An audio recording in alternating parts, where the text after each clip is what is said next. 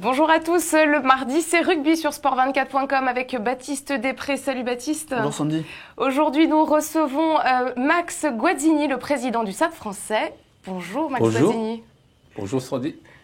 On attaque tout de suite avec le fait marquant de ce week-end.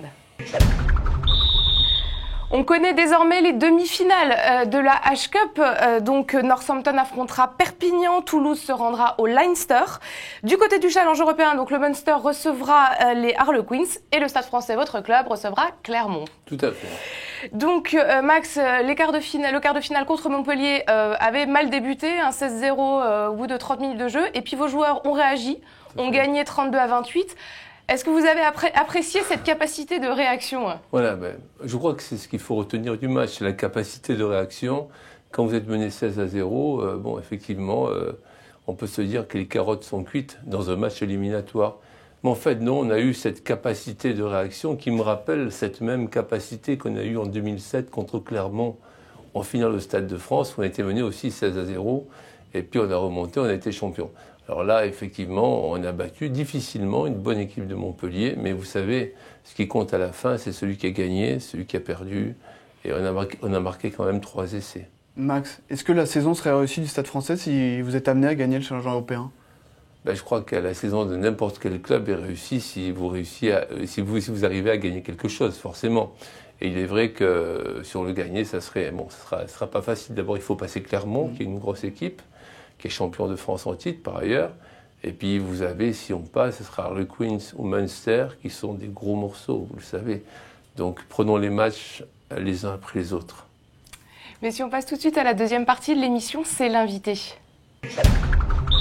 Alors Max, on va rentrer tout de suite dans le vif du sujet. Nos confrères du Midi Olympique ont écrit, se poser surtout la question de savoir si le Stade français aujourd'hui était à vendre. Alors, est-ce une info ou je une n'ai pas intox? lu parce que je ne lis pas ce journal qui écrit tellement de bêtises depuis des années. Je ne peux pas lire ce journal qui fait de la désinformation et c'est plus grave, qui donne de fausses nouvelles. Avant de venir ici, j'ai demandé à notre avocat de voir ce qui était possible sur le plan judiciaire parce qu'il arrive un moment où donner des nouvelles qui nuisent à la réalité du club, des fausses nouvelles, bien entendu, en ce sens, il paraît que ce matin, c'est vraiment n'importe quoi. Je crois que trop, c'est trop. Il arrive un moment où il faut dire stop. Ce ne sont pas des journalistes. Je crois que ces gens-là n'ont pas le droit d'avoir la carte de journaliste, ce sont des scribouilleurs. Et voilà, donc j'ai demandé à notre avocate, Patricia Meyersen, de prendre contact avec eux et de faire toutes les procédures qui s'imposent parce qu'on ne peut plus continuer à raconter n'importe quoi sur tout le monde, en tout cas sur nous en particulier, et s'acharner sur nous comme ils le font. Je crois qu'il y a de la malveillance là-dessous et il faut que ça cesse, quoi. Et Max, quelle est la vérité alors aujourd'hui sur la situation du Stade français? La vérité, c'est ce que je dis depuis 5 ans, c'est qu'on veut ouvrir le capital du club pour faire un tour de table qui garantit l'avenir du club. C'est ce que j'ai toujours dit, on a commencé à le faire et on continue à le faire. Et je ne vois pas pourquoi on nous prête, pourquoi ça part un petit peu...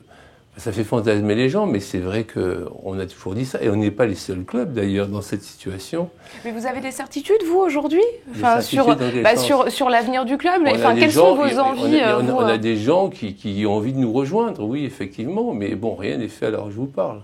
Rien n'est fait, mais on n'a pas du tout...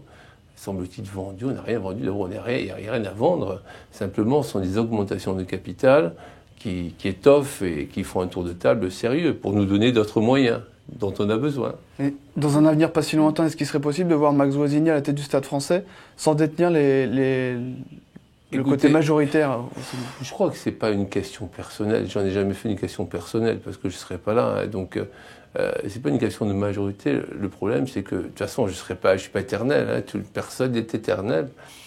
Et donc, l'important, c'est que ce club demeure des années.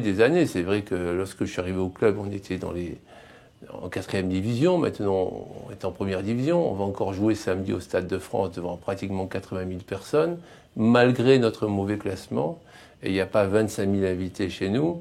Ce sont des gens qui ont payé leur place. Vous voyez ce que je veux dire? Eh bien, tout simplement, il faut que ça continue. Moi, oui, bien sûr que je resterai, mais c'est pas important de savoir qui est majoritaire. C'est pas dans ces termes-là que ça se fait.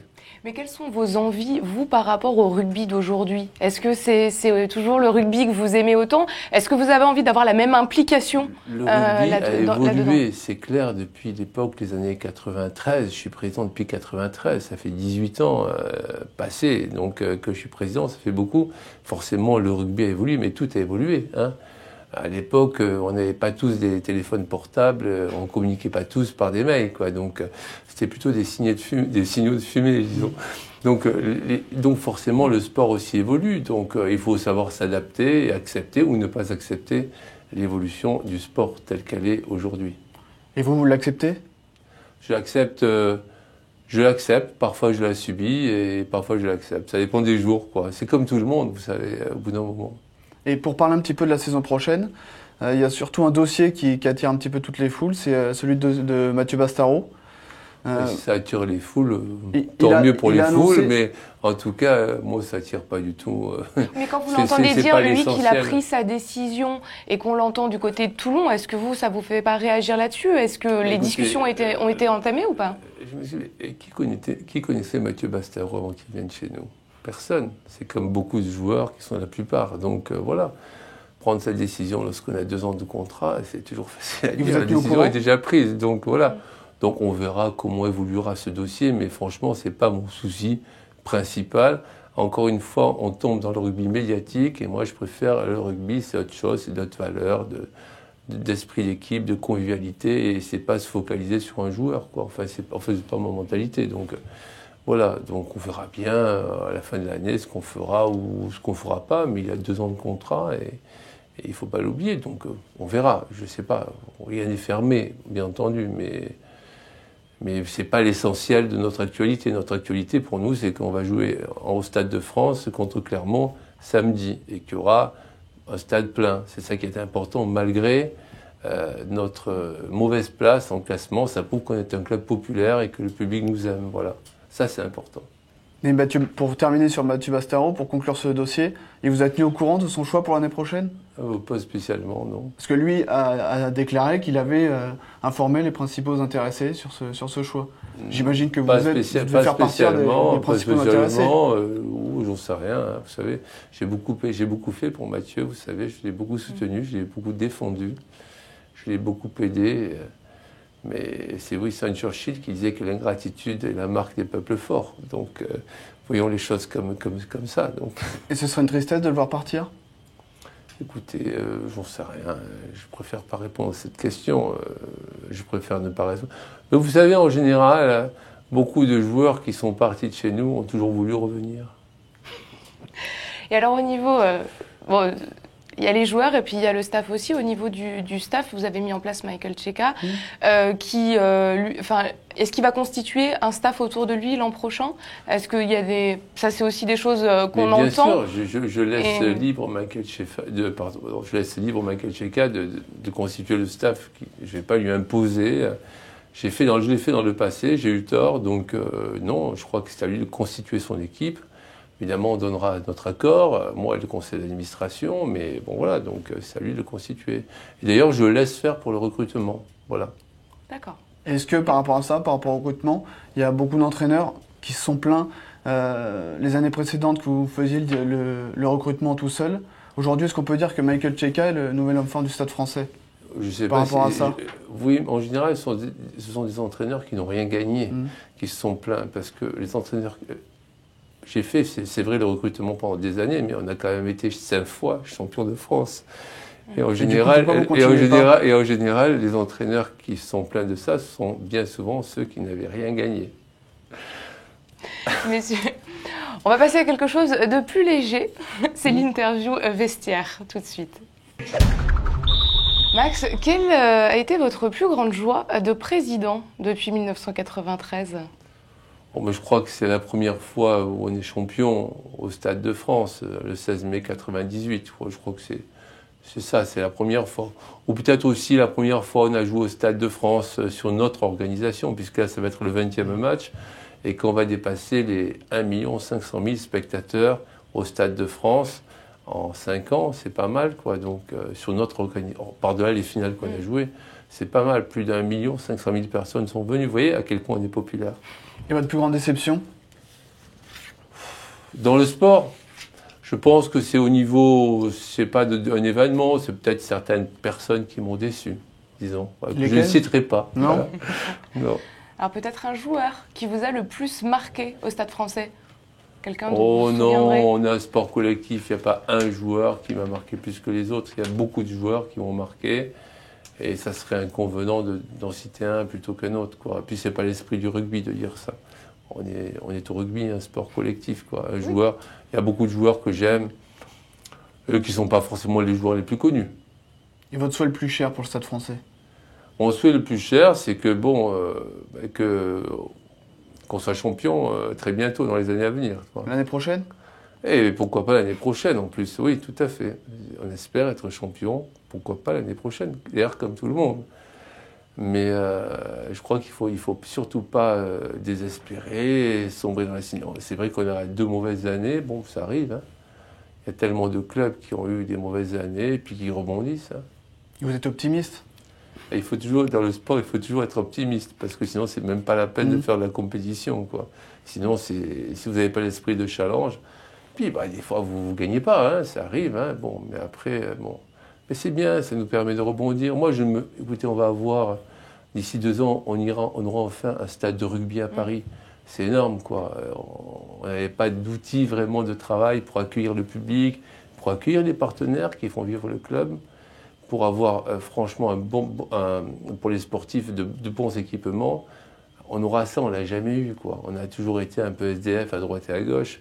Je crois que Paris aura son stade de rugby et qui sort de terre en ce moment, et c'est une très bonne chose. Et ça, c'est l'avenir du club. En attendant, le top 14 reprend ses droits ce week-end, donc avec notamment l'affiche du top 14 Stade Français Clermont. Le 20e match organisé par vos soins au Stade de France, vous l'avez précisé tout à l'heure. Donc c'est vraiment une fierté aujourd'hui, Max, de voir que ce stade est toujours aussi rempli, que les gens viennent toujours voir le Stade Français. C'est une fierté, et qui plus est, je crois qu'on a lancé un mouvement en France, celui des délocalisations. Vous avez vu le week-end dernier, Perpignan est allé jouer en Espagne, Biarritz est allé jouer en Espagne, dans des stades pleins. On voit Lyon, le Loup qui va jouer à Gerland, Toulon qui va jouer au stade Vélodrome. Je crois qu'on a lancé ce mouvement. On ne l'a pas fait pour se donner un exemple. On l'a fait et je crois que c'est une bonne chose, quoi. Ça a donné une autre audience au rugby. Et maintenant, le rugby est vraiment le sport numéro 2 en France. Et ça, c'est important, quoi. Et vous parliez de... Allez-y. Non. Vous parliez de fierté par rapport à ce match-là, mais c'est pas aussi une déception de recevoir Clermont, champion de France en titre, sans enjeu réel pour vous au classement? Vous savez, un match, c'est toujours un enjeu. Vous savez, par exemple, en Angleterre, le championnat d'Angleterre, c'est une invention récente. C'est en France où il y a cette tradition depuis le 19e siècle, puisqu'on a joué les 2 premières finales, le Stade Français. Donc, ils jouaient quand même au rugby. Un match, c'est un match. Et je crois que le public ne se pose pas ce genre de questions. Mais vous? Il y a un enjeu. Vous savez, effectivement, on préférerait que ce soit un match qualificatif. Bon, mais pour nous, ce serait une répétition pour la demi-finale contre Clermont. Et puis, l'an dernier, on les a battus, Clermont, au Stade de France. Et bon, on va essayer de les battre cette année. Et voilà, donc l'enjeu, c'est ça. Un enjeu, c'est un match, c'est une partie. Donc, il y a un qui gagne. Après, il y a d'autres enjeux, bien entendu. Il y a un enjeu pour Clermont aussi, qui a besoin de se qualifier, donc il ne va pas venir les mains dans les poches. Mais je crois qu'un match, c'est un match, quoi. Non, la preuve, sinon le public ne viendrait pas, la preuve.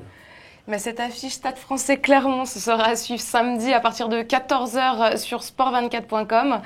Max Guandini, merci beaucoup d'avoir été avec nous. Et il y aura beaucoup d'animations, comme d'habitude. Hein, bien entendu. Donc il faut venir à partir de midi et demi, 13h au Stade de France. Ça commence à 13h, ça commence vraiment à 13h, voilà.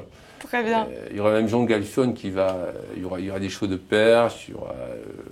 Enfin, je ne vais pas dire ce qu'il y a. Voilà, on garde un petit peu de surprise. Baptiste, merci. Merci. Le mardi, c'est rugby sur sport24.com.